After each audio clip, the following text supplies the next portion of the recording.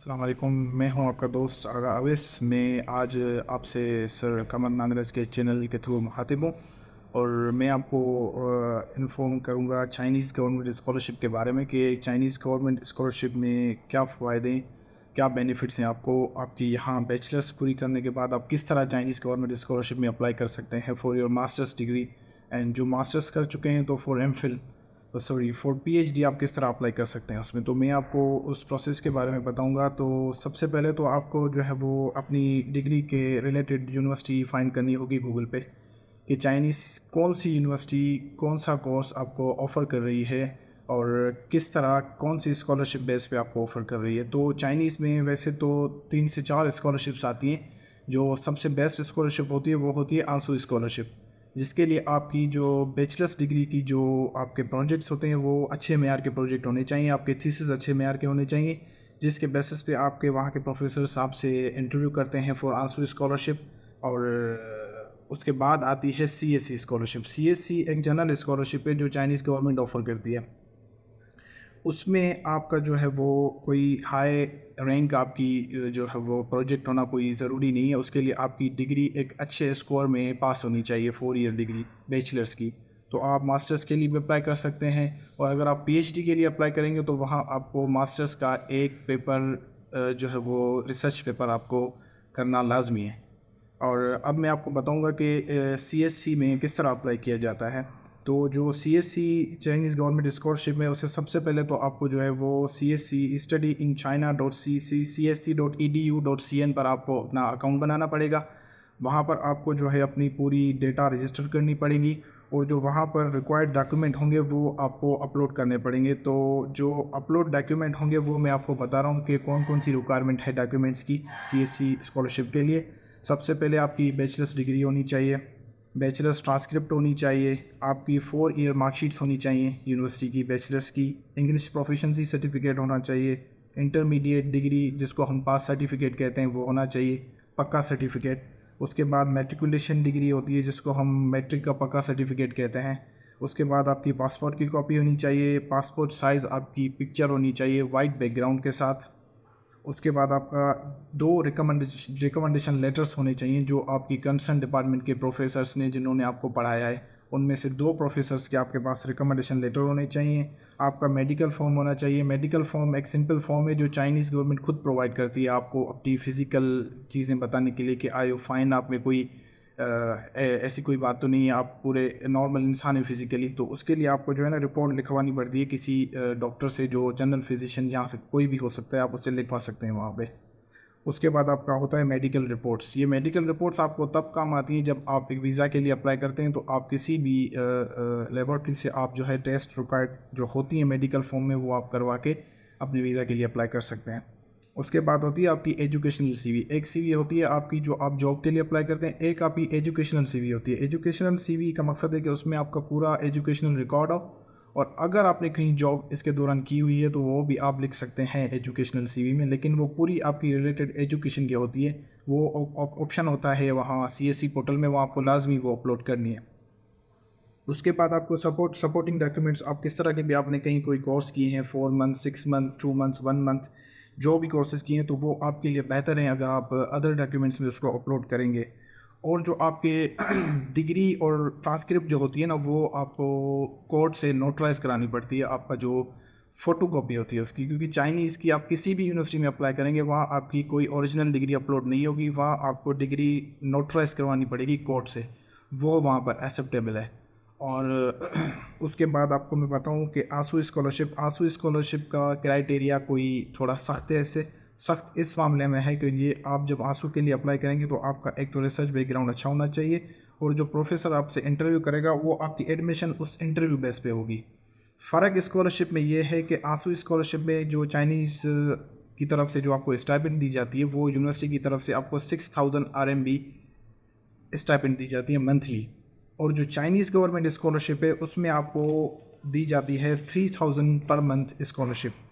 और जो मुझे पता है आप लोगों के सबसे पहले आपके जहन में क्वेश्चन आता है कि वहाँ पर लैंग्वेज बैरियर है, हम किस तरह वहाँ पे सर्वाइवल कर सकते हैं। तो इसके बारे में मैं आपको बताता हूँ कि सर्वाइवल का कोई भी इशू नहीं है, आप इजीली वहाँ पे सर्वाइव कर सकते हैं। आपको शुरू में मुश्किलात होंगी, जिसके लिए ऐसे बहुत सारे सॉफ्टवेयर्स उन्होंने बनाए हुए हैं जिसमें आपने लैंग्वेज ट्रांसलेटर आप यूज़ कर सकते हैं।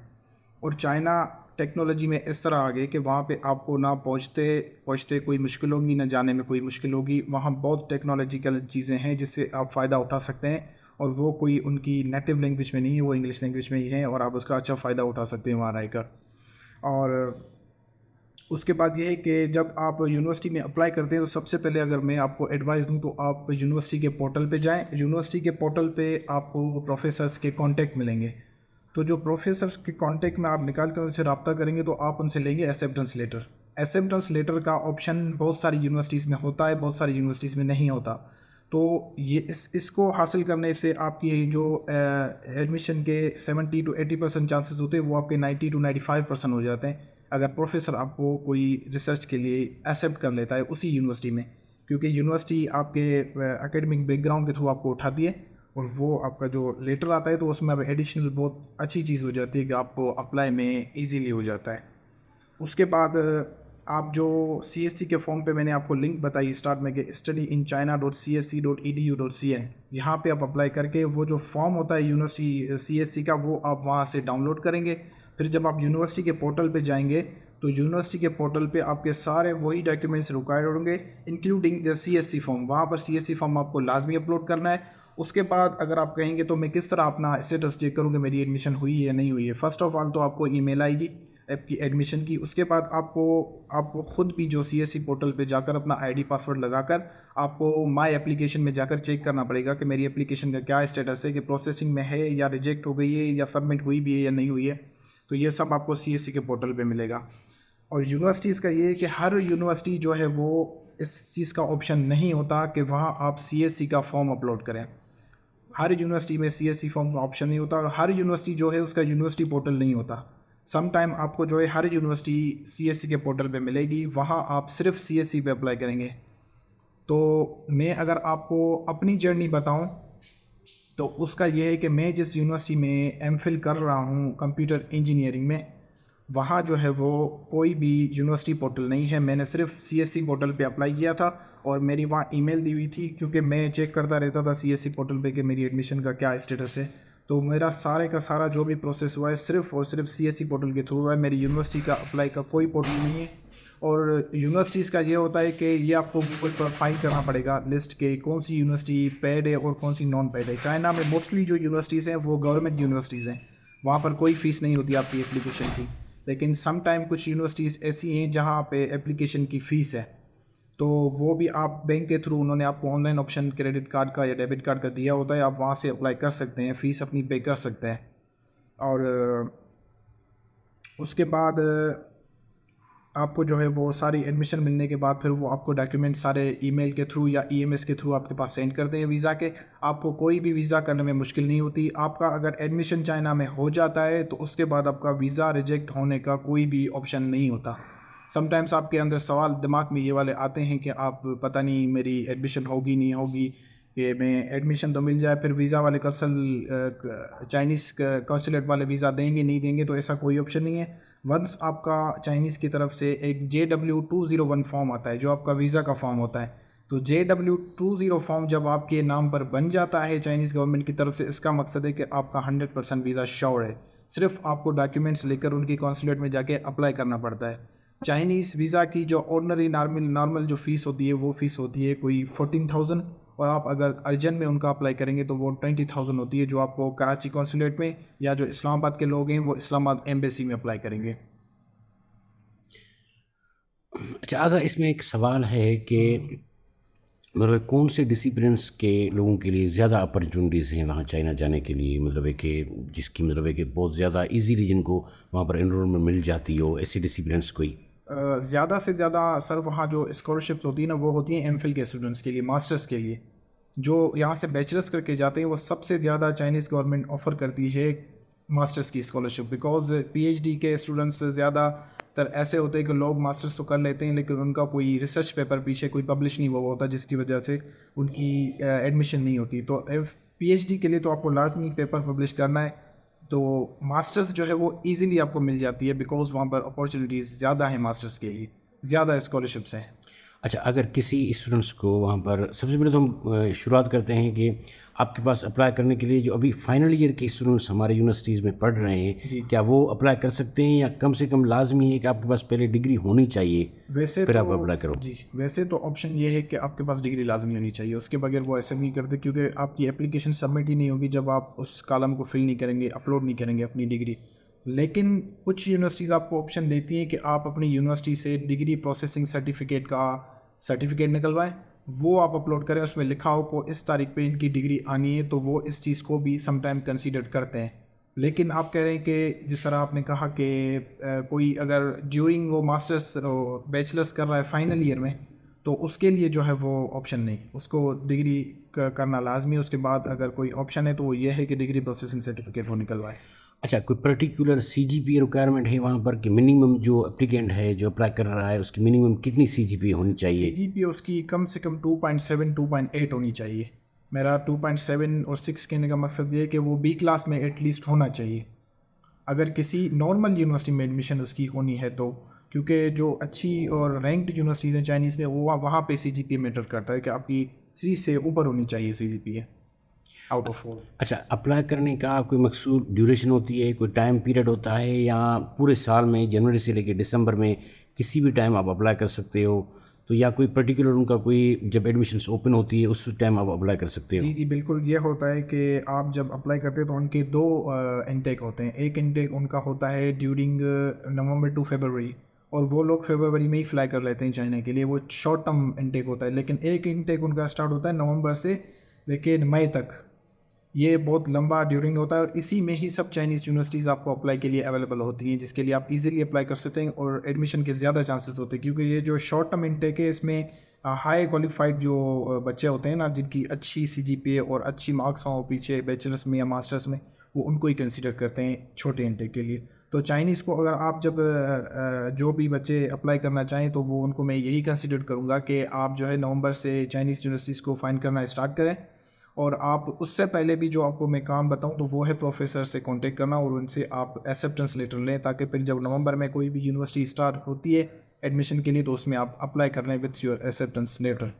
अच्छा, अगर यहाँ पर काफ़ी स्टूडेंट्स शायद हो सकता है कंफ्यूज भी हों, मेरे माइंड में एक सवाल आ रहा है कि आप हमें गाइड करें ज़रा डॉक्यूमेंट्स के हवाले से कि फ्रॉम द बेसिक कौन कौन से डॉक्यूमेंट्स और कहाँ से वेरिफिकेशन होगी उनकी और क्या होगा, ये थोड़ा डिटेल में हमें बताएं आप। जी जी, ये आपको बहुत अच्छा क्वेश्चन है कि डॉक्यूमेंट्स कहाँ से, कौन से और कहाँ से वेरिफिकेशन होगी उनकी। तो मैं आपको बताऊँ डॉक्यूमेंटेशन की लिस्ट जो है चाइनीज़ गवर्नमेंट के लिए, वो सबसे पहले बैचलर्स डिग्री, फिर बैचलर्स ट्रांसक्रिप्ट आपको, उसके बाद आपकी 4 साल की जो वेरी मार्कशीट्स हैं वो सब आपको अप्लाई करनी, वो अपलोड करनी है।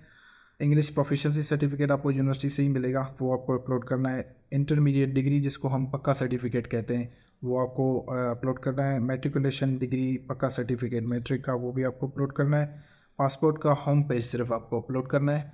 उसके बाद जो पासपोर्ट साइज़ फ़ोटोग्राफ होगा वो आपको अपलोड करना होगा, लेकिन वाइट बैकग्राउंड के साथ। उसके बाद आपको 2 रिकमेंडेशन लेटर चाहिए जो आपके प्रोफेसर्स ने, जिन्होंने आपको पढ़ाया है आपके बैचलर्स डिग्री में डिपार्टमेंट में, 2 प्रोफेसर्स से आपको रिकमेंडेशन लेटर्स लेने हैं। और पुलिस वेरिफिकेशन सर्टिफिकेट आपको बनवाना है, जो कि आप जहाँ भी आप रहते हैं तो आपके जो करीब जो पुलिस स्टेशन होगा वहाँ से आपको वो बना के देंगे आपका पुलिस वेरिफिकेशन सर्टिफिकेट। और उसके बाद और पुलिस फैसिलिटेशन सेंटर्स भी आजकल खुल गए हैं बहुत सारे शहरों में, तो ये असल में अब पूरी जो प्रोसेस होता है वो पुलिस वेरिफिकेशन सेंटर में होता है, फैसिलिटेशन सेंटर जो हर शहर में इस वक्त खुल चुके हैं। उसके बाद होता है मेडिकल फॉर्म। मेडिकल फॉर्म आपको चाइनीज़ गवर्नमेंट खुद प्रोवाइड कर दिए, जिसमें कॉलम आपको दिए हुए होते हैं आपके बारे में कि आप मेंटली और फिज़िकली फ़िट हैं, तो आप इसके बारे में किसी भी जनरल फिजिशियन से आप लिखवा सकते हैं। और जो टेस्ट उसमें रिक्वायर्ड होते हैं जो आपको लेबॉर्ट्री से करवाने होते हैं वो सारे उस फॉर्म में लिखे हुए होते हैं। तो वो आप टेस्ट जब करवा के किसी भी डॉक्टर के पास आप जाएंगे तो वो आपको उस पर अपनी अथॉराइजेशन देगा कि भाई ये फ़िज़िकली और मेंटली फ़िट है, तो वो फॉर्म भी आपको जो है वो डॉक्टर से करवा के आपको अपलोड करना पड़ता है पोर्टल पे। उसके बाद आपकी आती है एजुकेशनल सीवी। एजुकेशनल सीवी आपकी रिलेटेड होती है आपका जो पूरा, आप जब से आपकी इंटर मैट्रिक और यूनिवर्सिटी की जो भी आपकी एजुकेशन रही है वो आप उसमें लिखते हैं। उसके बाद आपकी जो भी सर्टिफिकेशंस होती है जहाँ पे भी आपने कोर्स किए हुए हैं 6 मंथ के, 3 मंथ के, 1 मंथ के, वो सारे कोर्सेज़ भी आपको उस एजुकेशनल सीवी में लिखने पड़ते हैं। और एक दो कॉलम में अगर आप लिख लें अपनी कोई जॉब ड्यूरिंग स्टडीज़ आपने की है तो वो भी आप लिख सकते हैं, लेकिन ज़्यादातर उसमें आपने लिखना होता है अपनी एजुकेशन के बारे में, एजुकेशनल CV में। और सपोर्टिंग डॉक्यूमेंट जो भी आपके कोर्सेज आपने किए हुए हैं रिलेटेड आपकी डिग्री के, जितने भी मंथ का आपने कोर्स किया 632 जो भी, वो भी आप सपोर्टिंग डॉक्यूमेंट अपलोड करेंगे तो आपके चांसेस एडमिशन के ज़्यादा होते हैं। और उसके बाद आता है कि डिग्री और जो ट्रांसक्रिप्ट आपकी होती है ना यूनिवर्सिटी की, वो आपको कोर्ट से नोटराइज करवानी पड़ती है। उसका जो फोटोकॉपी मीडियम होता है उसको आपको कोर्ट से नोटराइज करवा के फिर आप अपलोड कर सकते हैं। चाइना की किसी भी यूनिवर्सिटी में आप अपनी ओरिजिनल डिग्री या ट्रांसक्रिप्ट अपलोड नहीं कर सकते, वो आपको नोटराइज ही करवानी पड़ेगी। और जो डॉक्यूमेंट्स का सवाल आता है कि इंटरमीडिएट के डॉक्यूमेंट्स को आपको सबसे पहले जो है वो वेरीफाई करवाना पड़ेगा। आपका जो कंसर्न बोर्ड है, जो भी आपका बोर्ड है जहाँ से आपने इंटर मैट्रिक किया है, वहाँ से आपको वो डॉक्यूमेंट्स वेरीफाई करवाने पड़ेंगे। उस वेरिफिकेशन के बाद वो डॉक्यूमेंट्स आपको सेंड करने पड़ेंगे IBCC बोर्ड को। IBCC बोर्ड होता है हर शहर में एक IBCC जो है वो कैपिटल में बना हुआ होता है हर शहर का, जो भी सूबे का जो भी कैपिटल है वहाँ पे उनकी IBCC की ऑफिस होती है। वहाँ पे आपको वो डॉक्यूमेंट्स IBCC से फिर जो है वो अटेस्ट करवाने पड़ते हैं आपकी वेरिफिकेशन के बाद। तो जो भी इंटरनेशनल लेवल पे डॉक्यूमेंट्स आपके एक्सेप्ट किए जाते हैं इंटरमीडिएट के और मैट्रिक के, वो IBCC के अटेस्टेशन के बाद किए जाते हैं। और उसके बाद आते हैं ट्रांसक्रिप्ट पे और डिग्री के। ट्रांसक्रिप्ट और डिग्री आपकी जो है वो अटेस्ट होती है HEC हायर एजुकेशन कमीशन, वो भी हर सूबे की एक कैपिटल में एक ऑफिस होता है आपका HEC का, तो वहाँ से आपको वो डॉक्यूमेंट्स जो है वो करवाने पड़ेंगे अटेस्ट। उसके बाद ही आप जो है वो अप्लाई कर सकते हैं वीज़ा के लिए। लेकिन इन सब डॉक्यूमेंट्स को जब आप IBCC और HEC से करवा लेंगे, फिर ये सारे डॉक्यूमेंट्स आपको सेंड करने पड़ते हैं मोफा में, मिनिस्ट्री ऑफ फॉरेन अफेयर्स। वहाँ से आपको अटेस्ट करने के बाद ही आप जो है वो वीज़ा के लिए अप्लाई करवा सकते हैं। अच्छा, सबसे पहले ये सवाल है, काफ़ी स्टूडेंट्स पूछ रहे हैं जो खासतौर पर यहाँ पढ़ रहे हैं पाकिस्तान में, या जिनकी यहाँ से ग्रेजुएशन है, मास्टर्स है, तो चाइनीज़ एजुकेशन सिस्टम और पाकिस्तान एजुकेशन सिस्टम में क्या डिफरेंस है, और यहाँ की स्टूडेंट्स के लिए आप क्या समझते हैं कि वहाँ पर इजीनेस है या कोई डिफ़िकल्टी है स्टडी के हवाले से? जी, तो मैं सबसे पहले तो ये कहना चाहूँगा कि यहाँ बैचलर्स और मास्टर्स की डिग्री में बहुत फ़र्क है, क्योंकि चाइनीज़ जो है वो प्रैक्टिकल पे ज़्यादा तवज्जो देते हैं। अगर यहाँ का आप वहाँ का आप डिफरेंस पूछेंगे तो यहाँ 80% होता है थियोरेटिकल और 2% होता है लेबोरेटरी का काम। वहाँ पर जो है वो डिग्रीज़ में मास्टर्स हो या आपकी बैचलर्स हो, वो आपको सबसे पहले 80% प्रैक्टिकल काम करवाते हैं जो लैब में होता है, 20% आपको थ्योरी देते हैं। वहाँ पर उनके जो बैचलर्स के बच्चे और बच्चियाँ होती हैं, उनको वो लोग जो है वो सबसे ज़्यादा प्रैक्टिकल पे काम करवाते हैं। प्रोफेसर्स होते हैं जो उनके लेक्चरर्स होते हैं, वो उनको ज़्यादा कोई थ्योरेटिकल नहीं पढ़ाते, वो उनको असाइनमेंट्स देते हैं कि आप डिग्री के रिलेटेड, वो उनको असाइनमेंट्स देते हैं कि जाके यहाँ पे ये चीज़ें एक्सप्लोर करो, जाके आप लोग और वो लोग वो चीज़ें सीख सकें, ना कि वो सिर्फ वो चीज़ें सिर्फ पढ़ते रहें बुक्स में। तो ये फ़र्क बहुत बड़ा है डिग्री का। और दूसरा सवाल आपका ये है कि कोई पाकिस्तानी स्टूडेंट्स जहाँ से जिन्होंने बैचलर्स और मास्टर्स किया है तो वहाँ कोई डिफ़िकल्टी तो नहीं है? तो बिल्कुल भी किसी किस्म की कोई डिफ़िकल्टी नहीं है। सबसे पहले देखें, कोर्स तकरीबन आपका सेम होता है, फिर वो चाइनीज़ हो या पाकिस्तान हो, वो आपकी डिग्री के रिलेटेड ही कोर्स होता है। और आप जहाँ पोर्टल पे अप्लाई करते हैं तो वहाँ पर कोई ऐसी एडिशनल चीज़ आपसे ज़्यादा नहीं पूछी जाती जिसकी वजह से आपको डिफ़िकल्टी हो कि ये डॉक्यूमेंट हमारे पास पाकिस्तानी यूनिवर्सिटीज़ में अवेलेबल नहीं है और चाइनीज़ ये रिक्वायर्ड है, तो हम इस तरह का कोई भी ऑप्शन नहीं है। आपके जो हैं नॉर्मल डॉक्यूमेंट्स जहाँ पे आपको जो यूनिवर्सिटी प्रोवाइड करती है वही वहाँ पे अपलोड करने के आपके पास ऑप्शंस होते हैं और इजीली एडमिशन आपका हो जाता है। जो प्रोसेस मैंने आपको पहले बताया उसके थ्रू कोई डिफ़िकल्टी नहीं होती। अच्छा, अगर एक और बात है यहाँ पर कि वहाँ की जो अकोमोडेशन है वो भी उस स्कॉलरशिप में पे अगर कोई स्टूडेंट जा रहा है या जा रही है तो उसको वहाँ की यूनिवर्सिटी या गवर्नमेंट अकोमोडेशन वगैरह देती है, या उस स्टूडेंट ने खुद से वो कोई अकोमोडेशन अरेंज कर लेनी है? बिल्कुल, आपका बहुत अच्छा सवाल है। वहाँ पर जो आपको CSC स्कॉलरशिप प्रोवाइड करती है वो फुल फंडेड स्कॉलरशिप होती है, जिसमें आपकी अकोमोडेशन भी आ जाती है, आपकी स्टाइपेंड भी आ जाती है, आपकी यूनिवर्सिटी की जो फ़ीस ट्यूशन फ़ीस होती है, और जो जिस किस्म के भी अलाउंसेस आपको यूनिवर्सिटी की तरफ से अगर आप सेल्फ पे पढ़ते हैं आपको पे करने पड़ते हैं, वो हर चीज़ आपकी गवर्नमेंट पे करती है। सिर्फ आपको वहाँ पर जो है वो यहाँ से पाकिस्तान से खर्चा करके आपको जाना पड़ेगा वहाँ पर। उसके अलावा चाइना में आपका कोई भी खर्चा नहीं है, आपको हर चीज़ गवर्नमेंट प्रोवाइड करती है, जिसमें आपको अकोमोडेशन, स्टाइपेंड और आपके जो भी ट्यूशन फ़ीस होते हैं, जो भी अलाउंसेस होते हैं यूनिवर्सिटी के। अच्छा, वहाँ पाकिस्तान के हवाले से स्टूडेंट्स के लिए कोई सोसाइटीज़ वगैरह हैं, कोई मतलब इस तरह कोई हेल्प डेस्क है जो पाकिस्तानी स्टूडेंट्स ने ही मतलब वहाँ पर कायम की हुई हो, जो उनको प्रॉपर गाइड कर सकें, जो फ्रेश स्टूडेंट्स आ रहे हैं उसके हवाले से कोई हेल्प डेस्क है? जी बिल्कुल सर, हेल्प डेस्क वहाँ पर कोई यूनियन या इस तरह का चाइना में तो कोई कानून नहीं, क्योंकि उनके कानून में ये चीज़ नहीं आती कि आप किसी किस्म की कोई पॉलिटिकल एक्टिविटी करें। तो वहाँ पर यह है कि पाकिस्तानी स्टूडेंट जो अप्लाई करते हैं तो बहुत सारे ग्रुप्स बने हुए हैं जिसके थ्रू, कुछ व्हाट्सएप ग्रुप्स हैं, कुछ फेसबुक ग्रुप्स हैं जिसके थ्रू लोगों को अकोमोडेट किया जाता है। चाइना में सबसे ज़्यादा यूजेज होता है वीचैट, एक सॉफ्टवेयर है उनका। वीचैट के थ्रू ही उनकी सारी चाइनीज़ चीज़ें चलती हैं, जिस पर उनके ग्रुप चैट्स जो भी पाकिस्तानी लोगों के बने हुए हैं, तो वो आप वीचैट पाकिस्तान से भी ऑपरेट कर सकते हैं। और बहुत सारे ऐसे ग्रुप हैं जिनके थ्रू आपको पाकिस्तानी वहाँ पे मिलेंगे। आप जिस यूनिवर्सिटी में, जिस शहर में भी जाते हैं तो वो आपको वहाँ पे बिल्कुल अकोमोडेट करेंगे, हर चीज़ आपको बताएंगे वहाँ पे। तो इसका आपको कोई नहीं हो, हर चीज़ वहाँ पे अकोमोडेट करेंगे लोग पाकिस्तानी। अच्छा आगा, बहुत खुशी हुई आपके साथ बात करके। मैं चाहूँगा कि आखिर में आप एक अपने बारे में डिटेल में बताएं, आप वहाँ पर क्या एमफिल कर रहे हैं, कौन से डिसिप्लिन में कर रहे हैं? जी बिल्कुल सर, मैं अपने बारे में आपको बताऊं तो मैं वहाँ पर जो है मास्टर्स कर रहा हूँ, एमफिल जिसको हम यहाँ पे एमफिल कहते हैं, तो वो मैं कंप्यूटर इंजीनियरिंग में करता हूँ। मेरी यूनिवर्सिटी का नाम है ओशियन यूनिवर्सिटी ऑफ चाइना, जो शेंडोंग प्रोविंस में आती है। और मैं 2021 का वहाँ पर इन्वॉल्वमेंट है मेरी। मैं जो है वो ड्यूरिंग कोविड चाइनीज़ अलाउ नहीं करते थे आने का, तो मैंने अपनी ऑनलाइन डिग्री को पढ़ी थी वहाँ पर 1 साल के लिए। बाकी जो मेरे 2 साल हैं आगे के, वो मैं वहाँ में चाइनीज़ होता हूँ, वहाँ पे मैं जो है वो चाइना में ही अपनी डिग्री कर रहा हूँ। और मैं सब लोगों को यही मशवरा दूंगा कि आप बैचलर्स पूरी करने के बाद जो है वो आप अप्लाई करें चाइना के लिए। ऑल ओवर द वर्ल्ड आप अप्लाई करें, बाहर निकलें तो आपको बहुत चीज़ें एक्सप्लोर आप करेंगे और आप बहुत कुछ सीखेंगे और बहुत आप प्रैक्टिकल अपनी लाइफ में चीज़ें सीखेंगे। अच्छा, थैंक यू सो मच आगा, आपसे बात करके बड़ी खुशी हुई और हमें उम्मीद है कि हमें देखने वाले स्टूडेंट्स जो हमारे ऑडियंस हैं वो काफ़ी इससे फ़ायदा उठाएंगे। अच्छा, मैं यहाँ पर एक बात और कह दूँ कि ऑडियंस के हवाले से जो आप लोग हमारी वीडियो अभी देख रहे हैं, कि कोई भी आपका सवाल हो, कोई भी आपकी क्यूरी हो इस हवाले से, तो हमें इस वीडियो के कमेंट्स में ज़रूर आप कर सकते हैं, पूछ सकते हैं। मैं कोशिश करूँगा कि इंशाअल्लाह आगा के साथ हम एक और सेशन भी करें, लाइव सेशन करें हम, कि उसमें आपके जो सवाल हैं, आपके जो क्वेश्चन हैं इस हवाले से, चाइनीज़ स्कॉलरशिप काउंसिल के हवाले से या चाइना में पढ़ने के हवाले से, अगर आप विलिंग हैं तो इस हवाले से आगा हमें मज़ीद गाइड करें और आगा हमें मज़ीद कुछ बताएं। Thank you Agha, thank you so much.